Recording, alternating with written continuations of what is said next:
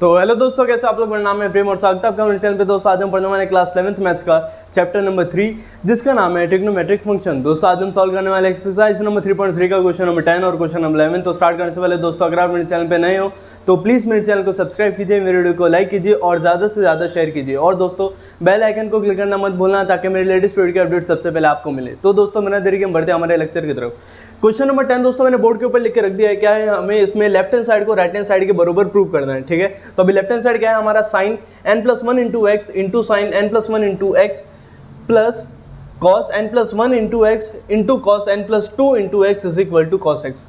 तो दोस्तों हमें इसमें क्या करना है, ये जो लेफ्ट हैंड साइड है उसे सिंप्लीफाई करके राइट हैंड साइड के बराबर प्रूव करना है। ठीक है, तो अभी दोस्तों ये जो क्वेश्चन है इसे सॉल्व करने के लिए हमें एक बेसिक फॉर्मूला यूज होने वाला है। ठीक है, कौन सा है वो formula, cos a minus b का।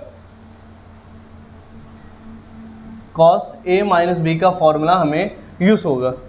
अब दोस्तों कॉस a माइनस बी का फॉर्मूला क्या है, वो है cos a cos b, cos a into cos B plus sine a into sine B.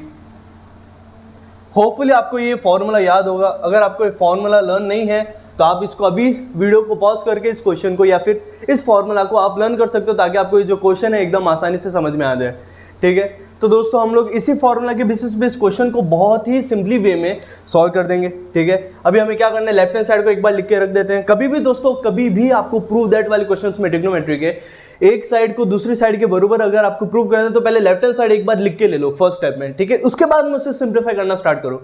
ठीक है, तो पहले हम लोग क्या करेंगे, लेफ्ट हैंड साइड को लिख के ले लेंगे। लेफ्ट हैंड साइड क्या है हमारा, sine n+1 into x into sine n+2 into x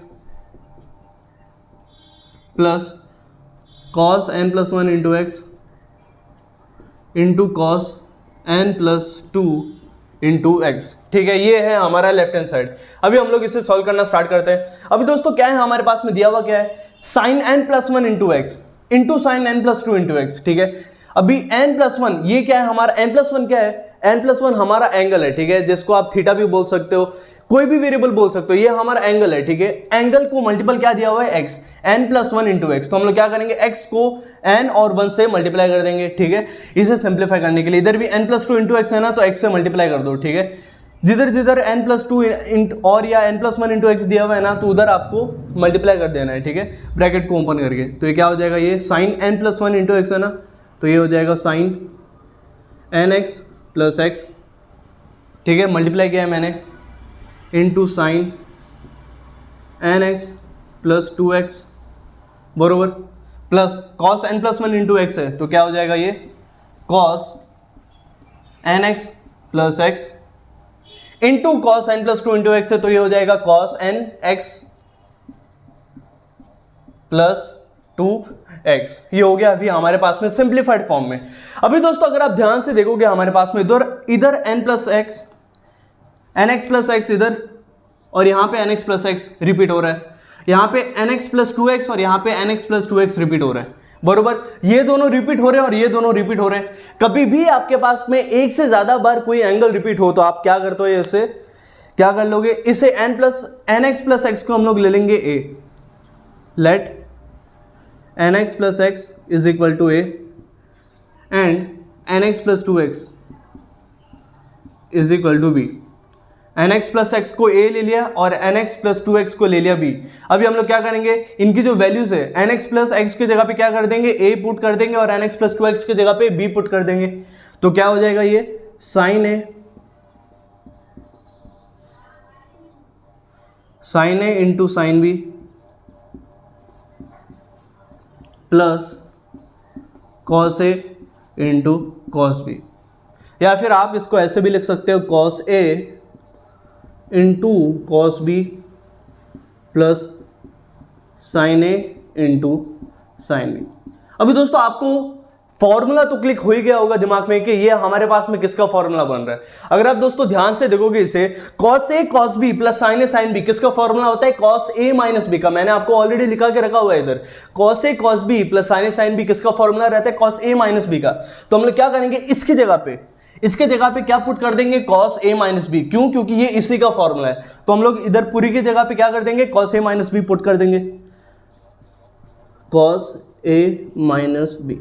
पर दोस्तों इधर ही हमारा क्वेश्चन सॉल्व होता नहीं है। अभी हमें क्या करना है, इनकी जो ए और बी की जो वैल्यूज थी उन्हें रीसब्स्टिट्यूट करना है। ए की वैल्यू क्या थी nx प्लस एक्स, बी की वैल्यू क्या थी nx प्लस 2x, उन्हें हम लोग क्या कर देंगे, रीसब्स्टिट्यूट कर देंगे। तो क्या हो जाएगा, ये cos nx plus x minus nx plus 2x। ठीक है, ए और बी की जो वैल्यूज थी उन्हें हम लोगों ने क्या किया, रीसब्स्टिट्यूट कर दिया। अब ये क्या हो जाएगा, cos nx प्लस एक्स,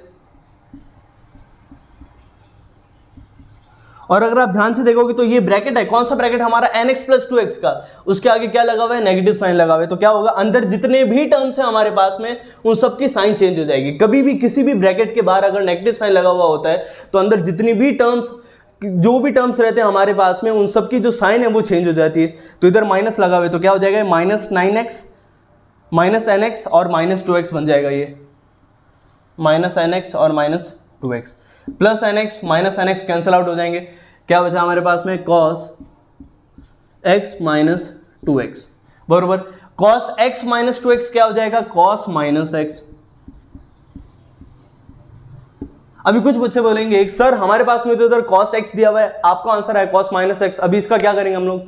दोस्तों कभी भी आप ध्यान दो, एंगल के पास में अगर नेगेटिव साइन हो और उसका जो रेशियो हो वो हो cos, एंगल के ऊपर नेगेटिव साइन हो और उसका रेशियो हो cos, तो आप क्या करोगे, नेगेटिव साइन को एलिमिनेट कर दोगे। क्यों, इसका एक रीजन है। अगर आप कार्टेशियन साइन कन्वेंशन ड्रॉ करोगे, ठीक है, फर्स्ट क्वाड्रेंट में कभी भी हमारे पास में फर्स्ट क्वाड्रेंट में जितने भी ट्रिग्नोमेट्रिक के रेशियोज रहते हैं, जितने भी, उन सबकी जो साइन है वो पॉजिटिव रहती है बरोबर। फर्स्ट क्वाड्रेंट में सबकी साइन पॉजिटिव रहती है, सेकंड क्वाड्रेंट में साइन और कोसेक की साइन पॉजिटिव रहती है, ठीक है, थर्ड क्वाड्रेंट में tan और cot की पॉजिटिव रहती है, और फोर्थ में cos और sec की पॉजिटिव रहती है। अभी आप बोलोगे ये आप हमको क्यों बता रहे हो, ये हमें तो ऑलरेडी पता है। दोस्तों कभी भी हम लोगों ने इधर क्या लिया हुआ है, वेरिएबल x, एंगल को x लिया हुआ है, ठीक है। कभी भी x को आप क्या कंसीडर करते हो, जनरल आपका वे, आपको थॉट क्या रखना है, x कभी भी π/2 से छोटा होगा। अभी π/2 क्या होता है, अभी जैसा कि आपको पता है कार्टेशियन साइन कन्वेंशन मैंने ड्रॉ करके रखा हुआ है, इधर रहता है 0, इधर रहता है π/2, इधर रहता है पाई, और इधर रहता है 3π/2, ठीक है। या फिर आपको इधर दिख रहा नहीं होगा तो मैं थोड़ा ऊपर ड्रॉ करता हूं,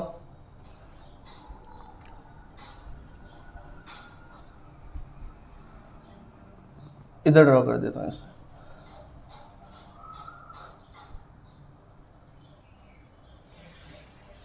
इधर रहता है 0, इधर रहता है π/2, इधर रहता है पाई, और इधर रहता है 3π/2, ठीक है। फर्स्ट क्वाड्रेंट में जितने भी रेशियोज हैं उनकी साइन पॉजिटिव रहेगी, सेकंड क्वाड्रेंट में साइन और कोसेक की पॉजिटिव रहेगी, थर्ड क्वाड्रेंट में tan और cot की, और फोर्थ क्वाड्रेंट में cos और sec की साइन पॉजिटिव रहेगी। अभी इतना आपको क्लियर है। अभी दोस्तों जो हमारा x रहता है हम लोग उसे जनरली क्या पकड़ के रखते हैं, वो कभी भी π/2 से छोटा हो, ठीक है। मतलब क्या, वो कहीं ना कहीं यही क्वाड्रेंट में लाई करेगा बरोबर। और हमारे पास में क्या दिया हुआ है, cos माइनस एक्स, ठीक है, माइनस एक्स दिया हुआ है। कॉस के एंगल, कॉस की अगर जो थीटा है, जो एंगल है वो क्या है, नेगेटिव है। और हमें एक बात पता है कि कभी भी नेगेटिव रहता है कोई भी एंगल तो हम लोग क्या करते हैं, उससे क्लॉकवाइज घुमाते हैं, ठीक है। तो कॉस माइनस एक्स है तो क्या हो जाएगा, ये जो एक्स है π/2 से छोटा रहेगा, ठीक है बरोबर, π/2 से छोटा रहेगा, और नेगेटिव है तो मतलब हम लोग क्या करेंगे, क्लॉकवाइज घुमाएंगे। तो दोस्तों ये जो cos माइनस एक्स है वो कहां पे लाई कर रहा है, π/2 से छोटा। मतलब अगर हम लोग नेगेटिव है एंड क्लॉकवाइज घुमाने वाले तो ये इसके लिए क्या बन जाएगा, π/2, ठीक है बरोबर। क्लॉकवाइज घुमा रहे, मेरी बात आप ध्यान से सुनो, अगर एंटी क्लॉकवाइज घुमा रहे होते तो ये π/2 होता, अगर क्लॉकवाइज घुमा रहे तो ये π/2 हो जाएगा बरोबर, उल्टा, ठीक है। नेगेटिव x की वैल्यू कभी भी π/2 से छोटी रहती है। तो दोस्तों हमारा जो cos माइनस एक्स है वो कहां पे लाई कर रहा है, यहाँ पे फोर्थ क्वाड्रेंट में लाई कर रहा है। फोर्थ क्वाड्रेंट में जो ट्रिग्नोमेट्रिक रेशियो है cos, उसकी वैल्यू क्या रहती है, उसकी साइन क्या रहती है, पॉजिटिव, ठीक है। तो हमारे पास में इधर cos माइनस एक्स का क्या साइन आ जाएगा, पॉजिटिव, ठीक है। फोर्थ क्वाड्रेंट में cos और sec की साइन पॉजिटिव रहती है, तो हमारे पास में जो cos है, ट्रिग्नोमेट्रिक रेशियो है, उसकी जो साइन है वो क्या हो जाएगी, पॉजिटिव, cos x आ जाएगा। तो ये बात आपको ध्यान रखना है, cos और sec की ही वैल्यू, अगर cos और sec जो अपने पास में ट्रिग्नोमेट्रिक के रेशियोज हैं, अगर उनके एंगल के बाहर माइनस लगे तो सिर्फ और सिर्फ ये रूल तभी ही अप्लाई होता है। बाकी जितने भी रेशियोज आपके पास में होंगे वो अगर इधर नेगेटिव साइन है तो बाहर नेगेटिव साइन लग जाएगा, ठीक है। तो दोस्तों होपफुली आपको समझ में आ गया होगा, आप इसका स्क्रीनशॉट ले सकते हो। फिर हम हमारे 11th क्वेश्चन की तरफ बढ़ते हैं। तो दोस्तों क्वेश्चन नंबर 11 है हमारा cos 3π/4 plus x minus cos 3π/4 minus x is equal to -√2 sin x। ठीक है, तो इसमें भी हमें क्या करना है, लेफ्ट हैंड साइड को राइट हैंड साइड के बराबर प्रूव करना है। दोस्तों अगर आप ध्यान से देखोगे तो हमारे जितने भी क्वेश्चंस रहते हैं वो सब क्या है कि हमें नए नए फॉर्मूलाज को कैसे इंप्लीमेंट करें वो सिखाते हैं। तो दोस्तों इस क्वेश्चन में भी हमें एक डिफरेंट फॉर्मूला यूज होने वाला है, वो फॉर्मूला है cos a plus B minus cos a minus B is equal to -2 sin a into sin b। दोस्तों ये वाला जो फॉर्मूला है वो हमें इस क्वेश्चन में यूज होगा। इसी फॉर्मूला के थ्रू हम लोग इस क्वेश्चन को सॉल्व करने वाले हैं बहुत ही ज़्यादा आसान तरीके से, तो आप एंड तक बने रहना। अभी हम लोग क्या करेंगे, सबसे पहले जैसे कि मैंने आपको बताया लेफ्ट हैंड साइड जो है, लेफ्ट हैंड साइड को यूज़ करके ही हमें राइट हैंड साइड के बराबर प्रूव करना है। ठीक है, तो लेफ्ट हैंड साइड को फर्स्ट टाइम में हम लोग लिख के ले लेंगे, left hand side is equal to cos 3π/4 plus x minus cos 3π/4 minus x.